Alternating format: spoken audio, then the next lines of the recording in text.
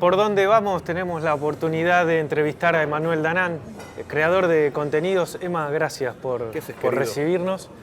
Gracias a ustedes. Lo primero que te quiero preguntar, ¿cómo estás observando la realidad política del país? Estamos viendo que un dólar que se dispara, un gobierno que ahora se unifica detrás de un candidato de la economía que fija una inflación de un 140%. ¿Qué observación haces vos como uno que ve también la realidad argentina? Yo creo que lo más catastrófico y terrible que pudo haber hecho este gobierno ya lo hizo en 2020, por lo cual el hecho de tener una economía con una inflación al borde de la hiper, o incluso en términos actuales que podríamos comparar con una hiper, el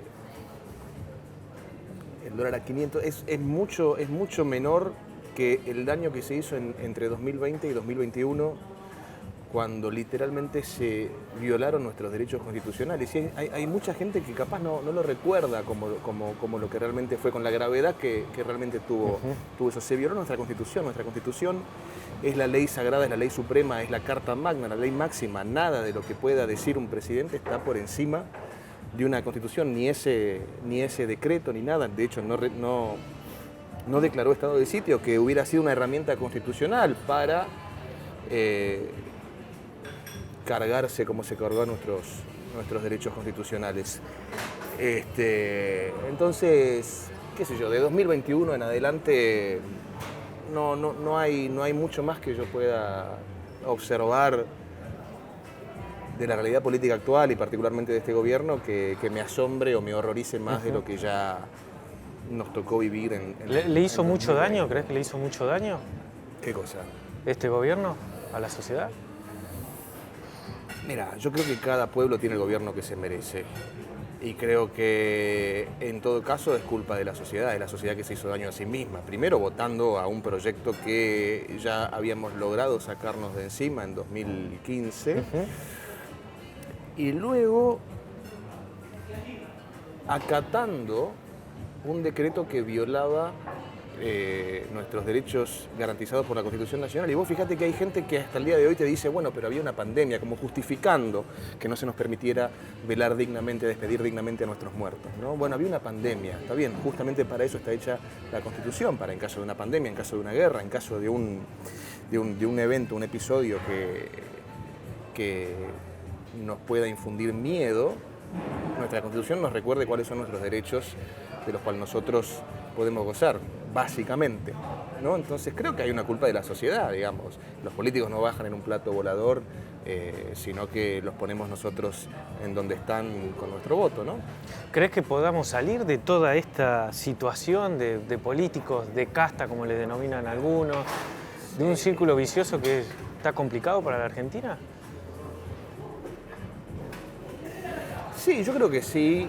Tiene que haber un cambio cultural. Esto no es una cuestión netamente política, es una cuestión cultural. Tiene que haber un cambio cultural. Tenemos que entender que va a llevar décadas y décadas. Yo modestamente trabajo para que haya un cambio cultural. Yo tengo mucho contenido en las plataformas que lo miran millones y millones de personas, que justamente tratan de advertir a mucha gente, y a mucha gente joven también que hay en mi audiencia, que la gran mayoría de las cosas que nos dicen los políticos, la casta política, si querés, y la casta mediática también, la casta de los medios, muchas de las cosas que nos dicen, por no decir la mayoría, consisten en una mentira. Adoctrinamiento, miedo, operaciones políticas. Pero también hay un sector de la sociedad que se está despertando, se está dando cuenta, gracias también a Internet, a la revolución de las comunicaciones, a la revolución de las redes sociales, de la información instantánea, del archivo inmediato. Hay mucha gente que puede ver cuando un político le está mintiendo, cuando un político se está contradiciendo, cuando un periodista lo está desinformando, cuando un periodista está operando para un político en lugar de informar la verdad o dar un dato. Va a llevar muchos años, va a llevar mucho tiempo, pero creo que esa semilla empezó a ser insertada en la cabeza de la gente, por lo menos la semilla de la duda, ¿no? De cuestionemos todo lo que vemos. A vos y a Presto y a muchos influencers o llámese creadores de contenido también, los han catalogado como ustedes daban el mensaje y discurso del odio. Claro. Sí, es el término actual para lo que antes era discurso herético. Es decir, un discurso de odio, así como un discurso herético, es un argumento, un dato, una evidencia que pone en jaque el discurso del momento, las ideas del momento. Por ejemplo, en épocas de antaño, un discurso como el de Copérnico o el de Galileo, salvando las distancias, era un discurso herético. ¿Por qué? Porque ponía en jaque la cosmovisión que tenía el feudalismo, la Iglesia Católica, etc. Hoy un discurso de odio es un manual de biología básica, ¿no? O decir que a mí me hace hombre mi ADN, mis cromosomas, mis genitales, poniendo en jaque el discurso progresista que hoy intenta dominar a través de los medios masivos y de gran parte de la casta política. Ahí está también lo que vos manifestás siempre, la dictadura de colores, la que haces. Sí, la dictadura del arcoíris, los nazis de colores, la dictadura de lo políticamente correcto. Pero no tiene que ver con las personas que son homosexuales, transexuales, bisexuales. Yo como liberal, por supuesto que el día que le prohíban a alguien gozar de su libertad sexual, como hacían los comunistas, ¿no? Banderas que hoy estos colectivos, por algún motivo, por la ignorancia, levantan, el día que alguna persona tenga prohibido gozar de su libertad sexual, que cuente con mi programa de radio, con mis plataformas, con mi canal de YouTube, con mi canal de Watch para denunciar eso. Esto tiene que ver con la utilización política detrás de estos grupos y con una narrativa absolutamente falsa que se impone en el sistema, en las escuelas, en las universidades, hasta en lo judicial. Es decir, yo literalmente estoy hoy enfrentando una causa judicial por saber distinguir, y digo esto con el mayor de los respetos posibles, entre una mujer y una peluca de cotillón de colores, literalmente. ¿Sí? Entonces, como yo no reconozco que una persona literalmente llamada Matías, que tiene novia y que tiene hijos, como yo no reconozco que sea una mujer con pene y barba, hoy estoy enfrentando una causa judicial, que por supuesto la voy a ganar, porque ni siquiera necesito defenderme, la verdad se defiende sola. Pero digo, hemos llegado a eso, ¿no? A cursos de adoctrinamiento en las escuelas, haciéndoles creer a chicos, y esto está documentado y pronto lo vamos a presentar con la doctora Elizabeth Márquez, haciéndoles creer que, por ejemplo, el sexo biológico es un invento del capitalismo para vender productos a hombres y a mujeres, unas cosas que realmente no tienen nada que ver con el conocimiento que hemos obtenido a lo largo de los siglos y que tampoco tiene nada que ver siquiera con la evidencia observable, ¿no? Entonces digo, no tiene que ver con la libertad sexual de las personas, esto de llamarlos dictadura de colores o nazis del arco iris o viceversa, sino con la utilización política que hacen algunos vivos, los negocios que hacen algunos vivos, aprovechándose de la ignorancia, del rencor que pueden tener muchas personas llamadas con diversidad sexual por realmente momentos que han atravesado muy duros en su vida por su condición. Y esto hay que dejarlo claro, porque también creo que esta imposición constante de que obligarnos a someternos a la percepción de otro, ¿no? Vos tenés que percibirme como yo me autopercibo. Esto para mí a la larga va a lograr lo contrario a lo que supuestamente quiere lograr. Creo que es posible que en los próximos años veamos una horrible ola de homofobia y por eso quiero hacer esta diferencia. No tiene que ver con la persona que vive y disfruta de su orientación sexual, sino con la utilización política que están haciendo muchos de estas personas. Lo mismo que ocurre con las mujeres y los derechos de las mujeres. ¿Llevas un enfrentamiento con el colectivo feminista o no? ¿Cómo? ¿Vos llevas un enfrentamiento con el colectivo feminista o no? ¿Son puntos divergentes que te hacen colocarte como enemigo? El colectivo feminista está enfrentado con su chofer. ¿Sí? Yo creo que ha quedado muy claro con el caso de César Sena. Es decir, yo lo que vengo advirtiendo del colectivo feminista es nuevamente la mentira, la farsa, los datos van en contra de todo lo que manifiesta el colectivo feminista. Y el caso de César Sena es un punto de inflexión para mí porque es más que evidente hoy que cuando la violencia de género, el femicidio, como quieran llamarle, afecta a los jefes del colectivo, bueno, estas autopercibidas feministas se callan la boca. Yo no veo no veo el colectivo de actrices, no veo ningún colectivo feminista protestando contra Capitanich, protestando contra el clan Sena, pidiendo por la aparición de Cecilia, que bueno, hoy lamentablemente ya sabemos cuál fue su triste final. Como no las he visto discutir a Alperovich, como no las he visto discutir al Loco Romero, como las he visto encubrir un abuso sexual en la toma de un colegio que fomentaban sus propias banderas políticas, incluida la legisladora Ofelia Fernández. Entonces digo, ¿qué es el feminismo? ¿Dónde están? Veamos los números. En 2015 se forma el colectivo Ni Una Menos. Se forma porque una chica fue asesinada por su novio porque ella no quería abortar. Sin embargo, hoy levantan la bandera del aborto. Desde la existencia del colectivo Ni Una Menos, el número de asesinatos de mujeres ha ido en aumento. Igual que la violencia doméstica o violencia de género, como quieran llamarlo, igual que la trata de personas, no han resuelto absolutamente nada. El Ministerio de la Mujer, ¿qué ha hecho? Ha censurado caricaturas, ha realizado concursos de danzas, ha repudiado opositores nada más. ¿Cómo? Ha repudiado opositores. No ha implementado ninguna medida que realmente solucione las problemáticas que sufren las mujeres. Ha promovido el lenguaje inclusivo. Entonces yo también pregunto, si cambiamos la E por la O, ¿va a dejar de haber asesinos de mujeres en las calles? ¿Van a repensar sus ganas de asesinar mujeres? Todas estas feministas hoy que representan a las mujeres en la política, Miriam Bregman, Victoria Donda, Mayra Mendoza, Fernanda Raberta, tantos nombres, con pañuelo verde, con lenguaje inclusivo, con la X, con la E, cuando fueron diputadas en 2016, el 23 de noviembre, votaron en contra de que los violadores se quedaran en la cárcel, cuando el feminismo todavía no era un negocio tan redituable, cuando no venía el pañuelito verde, cuando no había una contratapa de algún diario estadounidense apretando a los argentinos para legalizar el aborto.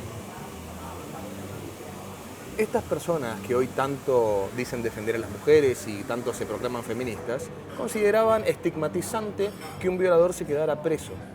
Entonces digo, ¿dónde están estas mujeres representando a las mujeres? Es toda una gran farsa, es toda una gran mentira. Y eso es lo que yo trato de hacerle ver a mucha gente, especialmente porque las principales perjudicadas de esto son las mujeres. Si sabemos que hay violadores sueltos, si sabemos que hay asesinos sueltos y pretendemos resolver esa problemática, hablando con lenguaje inclusivo, censurando una caricatura muy conocida en un canal infantil muy conocido, bueno, entonces lo que estamos haciendo es ayudar a esos delincuentes a continuar con sus nefastas tareas. Y si lo llevamos a nivel mundial, las propias estadísticas de la ONU muestran que desde la fundación de Femen, que nació con una causa tan noble como combatir la trata de personas, dicho sea de paso, su fundadora se quitó la vida, dejando una carta acusando a todos de ser unos hipócritas y unos falsos. Desde la fundación de Femen, como colectivo feminista, la trata de personas, la violencia doméstica, los asesinatos de mujeres han ido en aumento. Podemos hablar particularmente de Latinoamérica, pero en todo el mundo. Políticas como la cuarentena han llevado a altos niveles la violencia doméstica, y eso ocurrió en varias partes del mundo, no solamente acá, por ejemplo. Entonces, ¿qué es lo que están haciendo realmente? ¿Dónde está el feminismo? Dijiste negocio feminista, ¿por qué? Sí, por supuesto. Yo creo que hemos visto a muchas personalidades de la política construir su carrera política o resucitarla colgándose de estas banderas. Curiosamente, a muchas políticas que están en partidos de izquierda o de centroizquierda, cuando si uno se pone a ver cómo trataban las mujeres los regímenes de izquierda, bueno, no eran precisamente feministas. No sé cuántas lideresas ha tenido la Unión Soviética o China, pero sí sé qué hacían los campos de concentración en Skravena, y en Lovek, con las mujeres que querían divorciarse, por ejemplo, con las mujeres que querían vestirse de determinada manera o escuchar determinada música. Yo sé lo que hacían con las mujeres en la Unión Soviética cuando, por ejemplo, eran parejas de disidentes del régimen. En cambio, sé lo que hacían los liberales con las mujeres, como John Stuart Mill, que luchaba por el sufragio femenino. Creo que la izquierda agotada destruida por la realidad, ha hecho negocio con el feminismo, con la dictadura de género, con todas estas payasadas que realmente no están solucionando ninguna problemática, sino que creo que las están agravando. Así como también muchas corporaciones hoy se cuelgan de esa bandera para ver si venden un producto a alguna persona que se crea estas nuevas creencias supersticiosas. Dijiste que semana por medio estás yendo a tribunales como a declarar. ¿Esto es por la guerra que llevas? Si se puede decir, entre comillas, guerra contra el feminismo. Es una batalla cultural y no es contra el feminismo, es contra el falso feminismo, no es contra la diversidad sexual, es contra la utilización de la diversidad sexual y la falsa doctrina y las creencias supersticiosas de que tenemos que estar regidos por autopercepciones de una minoría. Sí, cada tanto tengo que ir a una fiscalía a explicar que tengo la arcaica visión de que nuestro sexo lo define nuestra biología y que el sexo y el género no están en absoluto, o mejor dicho, están directamente relacionados, no están en absoluto separados, eso es lo que quería decir. Si lo estuvieran, ¿no? Como intenta imponer esta creencia supersticiosa de género que el género y el sexo no tienen nada que ver, entonces habría que empezar a ver por qué las personas que transicionan de género se hormonan y se operan para verse como la persona del sexo opuesto. Por supuesto, estas causas que me arman se terminan cayendo porque, como te dije hace un rato, la verdad se defiende sola.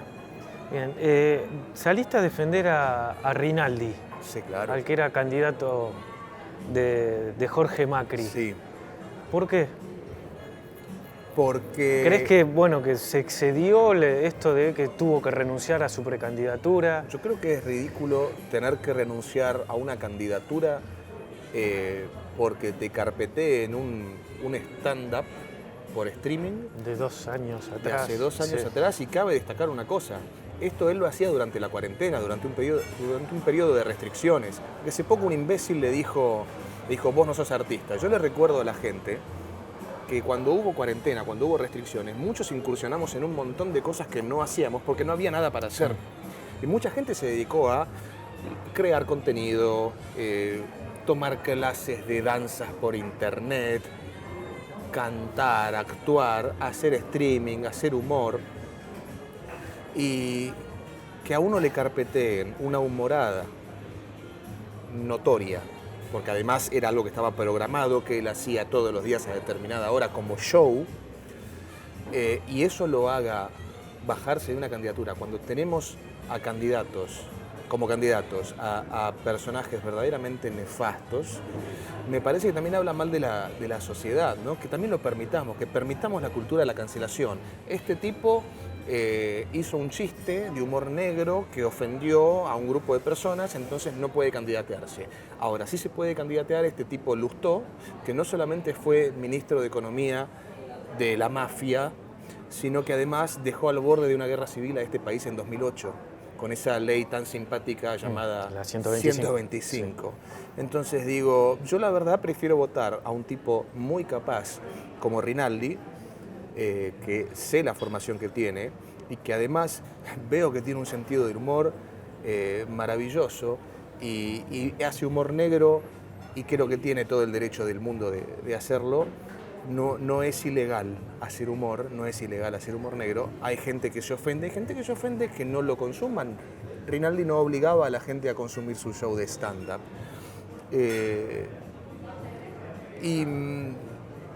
Y como te decía, bueno, teníamos a ese candidato y ahora nos quedan los invotables.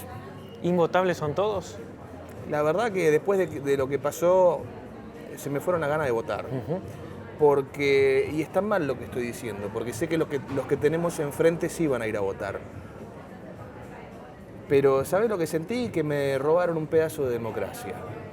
Y que el espacio que debería contener a Rinaldi fue tibio. Y me trajo recuerdos a la tibieza que tuvo Cambiemos durante su gobierno anterior, ¿no? Mauricio Macri dijo hace poco, y me gustó mucho que lo dijera, los progres no nos corren más. Bueno, los corrieron. Los corrieron.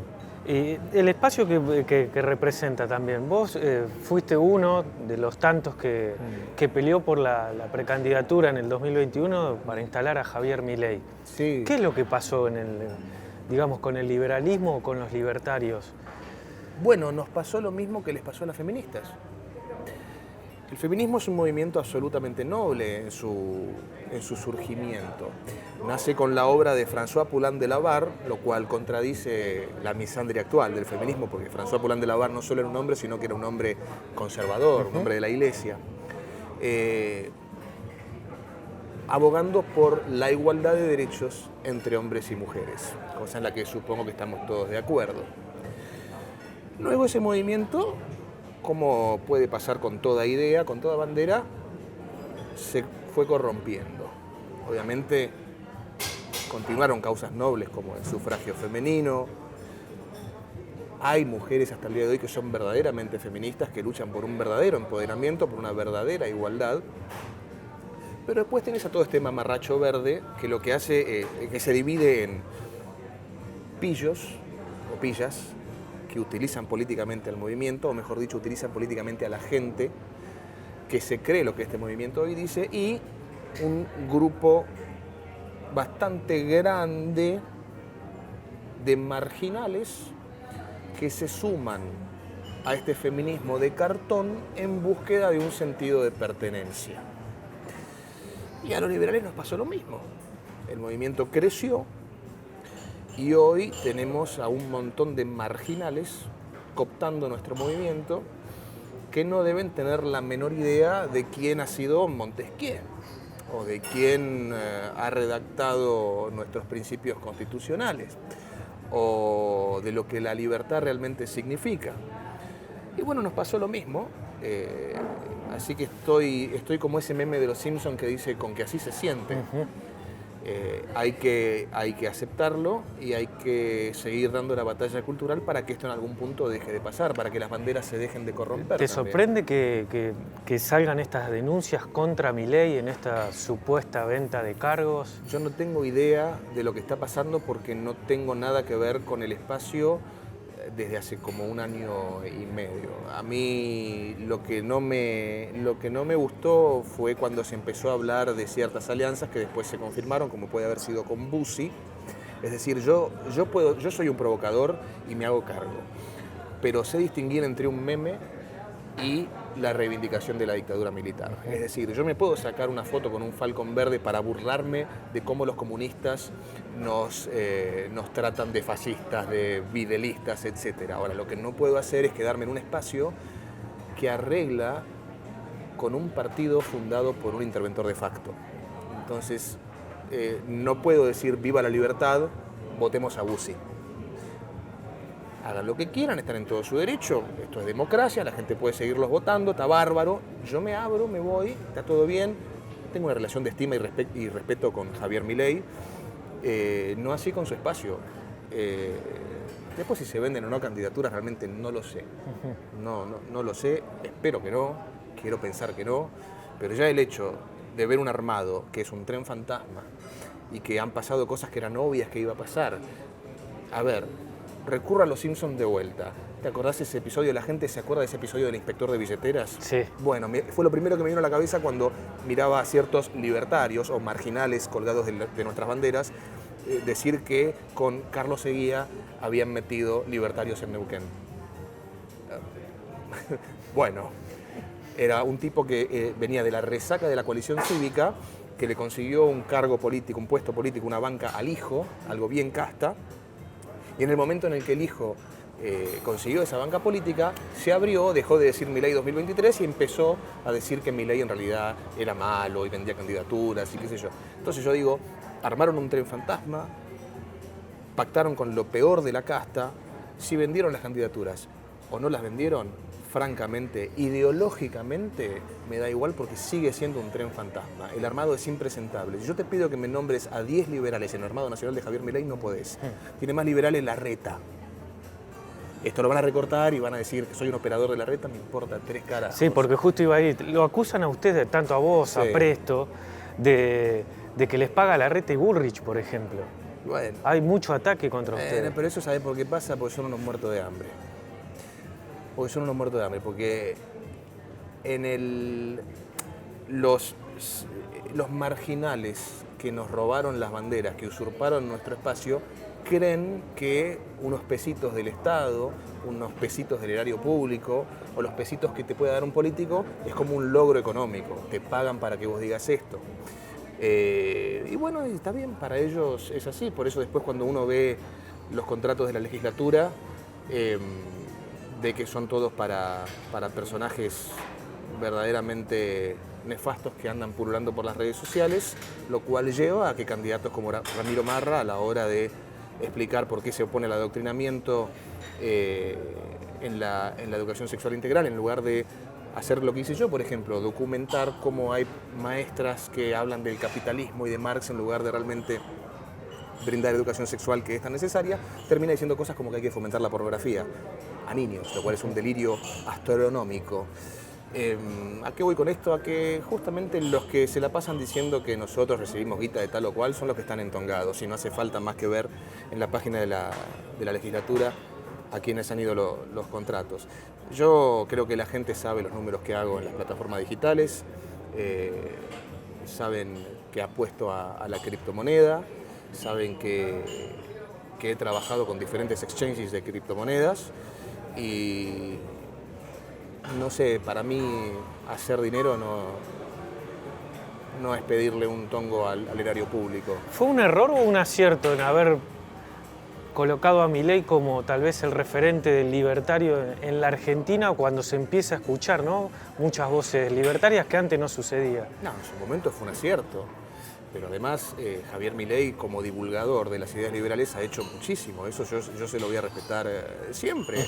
Y bueno, decidió ser candidato y muchos decidimos apoyarlo para tener un liberal, un libertario en la Cámara de Diputados, y creo que fue una gran movida, no solo por Milei. Esas elecciones entraron a la Cámara de Diputados Javier Milei, José Luis Espert y Ricardo López Murphy para representar nuestras ideas. Creo que fue un avance en materia de las banderas liberales.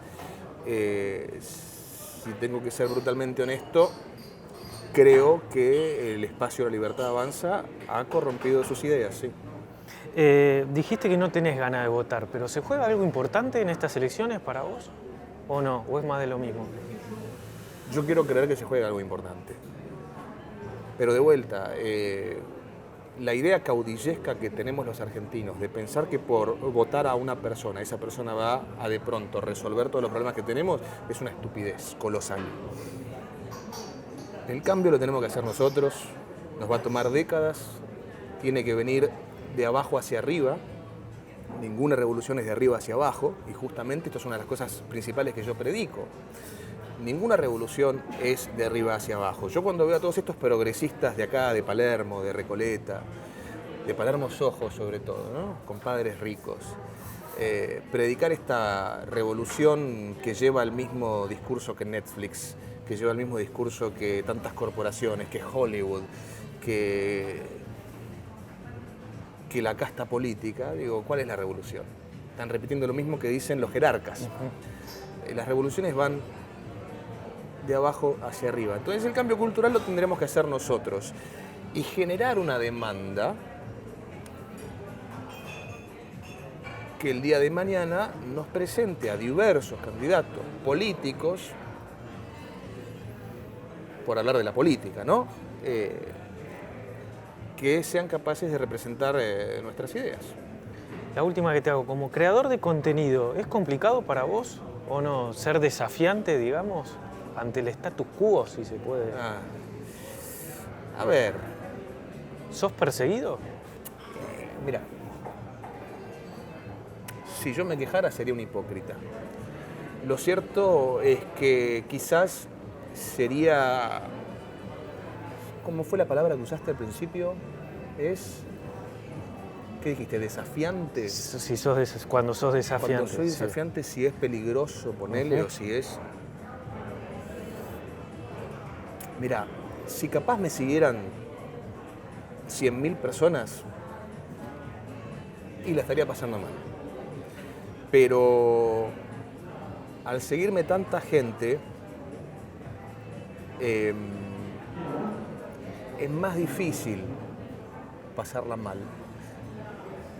No sé cómo explicarlo. ¿Qué pasa? Por ejemplo, vamos a un ejemplo concreto. A mí me armaron una causa en 2020. Yo fui al programa de Viviana Canosa, plena cuarentena, estamos hablando julio-agosto del 2020, me opuse a las medidas tomadas en aquel momento por el gobierno el desgobierno de Alberto Fernández, el presidente emérito. Y pocos días después resulta que yo tenía armada una causa por hostigamiento en el Ministerio Público Fiscal de Cava. Raro, ¿no? Primer caso de hostigamiento de una figura pública hacia un total y completo desconocido que me acosaba a través de las redes sociales. Una cosa medio rara, como invertida la cosa. Digo, bueno, esto va a ser fácilmente desmentible porque no hay más que ver los perfiles de cada uno. Pero ¿qué pasa? Me encontré con un fiscal que estaba adulterando las fechas, los acontecimientos, los horarios de la causa para beneficiar a la persona que me había armado esta causa. Si a mí me seguían 100.000 personas, yo podría haber tenido un problema legal complicado. Como me siguen un aproximado de 4 millones de personas en el total de mis plataformas, yo llegó un momento en el que me cansé, prendí el micrófono, conté lo que estaba pasando y el fiscal tuvo que recular. Hoy está siendo investigado por el Tribunal de Disciplina del Consejo de la Magistratura. Y la persona que me había armado la causa hoy está cumpliendo tareas comunitarias. Entonces, ¿a qué voy? A que es importante que seamos muchos en esta comunidad, los que nos animamos a alzar la voz, los que nos animamos a denunciar las injusticias, los que nos animamos a decir, esto es mentira. La verdad objetiva existe, es esta. Porque cuanto más seamos, más difícil va a ser callar nuestras voces, perseguirnos judicialmente, perseguirnos mediáticamente. Fíjate lo que me hicieron a mí desde los medios propagandistas del kirchnerato. C5N, Página 12, la televisión pública, mandaron a todo su arsenal, incluido el diputado Tailade y el otro, Valdés, a inventar una serie de estupideces sobre mi persona. Yo te invito a que mires el rating que hicieron en C5N, en la televisión pública, cuando hablaron de mí, y te invito a que observes el equivalente al rating que hice yo cuando les respondí. Ellos habrán hecho 2 puntos y pico en su canal insignia, que es C5N, que es el que más mide. Son 250.000 personas. Yo cuando salí a responder, en un editorial tenía 2,5 millones de visualizaciones, en otro 1 millón y en otro 1,5 millones. Entonces digo, es importante que les ganemos a nivel masivo, porque eso también es parte de la batalla cultural. Ellos pueden decir una serie de mentiras, de difamaciones, lo que quieran. Le van a hablar a un grupo de personas. Nosotros, si tenemos la verdad de nuestro lado, le vamos a hablar a todo el mundo. ¿Pero intentaron cercenarte a través de esos medios también? ¿De los digitales? ¿O no? ¿O fue muy difícil? Bueno, en su momento, ¿vos te acordás que intentaron implementar esta... Porque saliste hasta en la Rolling Stone. Bueno, sí, eso fue en Estados Unidos. Sí, eso fue otro tema, ¿no? A ellos les preocupaba que Agustín Laje y yo fuéramos referentes de la nueva derecha latinoamericana, como si eso tuviera algo de malo, ¿no? O sea, están como intentando anular el debate político. Sí, bueno, el nuevo CEO de YouTube dijo que iba a implementar políticas estrictas contra los discursos de ultraderecha. Viste cómo es hoy, decir que los hombres tenemos pene es un discurso de ultraderecha. Y se nos acusó de influir en el voto latino estadounidense, como si eso tuviera algo de malo, ¿no? Es decir, dar un debate y que una persona quizás consuma nuestro contenido y lo ayude a tener determinada opinión. Claro. Pero yo creo que eso también, a la larga o a la corta, va a ir cambiando. Sobre todo porque con la cantidad de reproducciones que tiene mi contenido, el de Agustín, el de tantos otros referentes que dan batalla cultural tan importante, ¿no? Incluso algunos que son cubanos y que la han pasado mal y que se han escapado del régimen comunista. Eso también implica un negocio para las plataformas, es decir, censurarnos a nosotros. Y yo me atengo a las normativas de una plataforma privada, el mercado también te da eso. Si a mí me deja de gustar o de rendir una plataforma como YouTube, puedo mirar a Facebook, puedo mirar a Vimeo, puedo armar una propia página de internet, pero digo, no es negocio para YouTube perder espacios publicitarios en contenido con millones de reproducciones. Eventualmente, en algún punto, eso lo va a determinar el mercado y va a cesar ese tipo de censura. Pero bueno, sí, puede que esté difícil ser contracultural, pero eso significa que realmente lo somos, ¿no? Sería mucho más fácil decir soy no binario, me encanta el aborto y bueno, ahí podría publicar cualquier cosa, incluso contenido violento, incluso contenido que se meta con los más vulnerables, que son los niños, ¿no? Ese discurso, esa narrativa tiene permitido todo. Pero bueno, si tantas piedras en el camino nos intentan poner, significa que algo bien estamos haciendo. Y después de los diputados Tailada y Valdés no supe nada más. Creo que perdieron esa batalla también. Gracias, Emma. La verdad es la verdad y se defiende sola. Gracias a vos.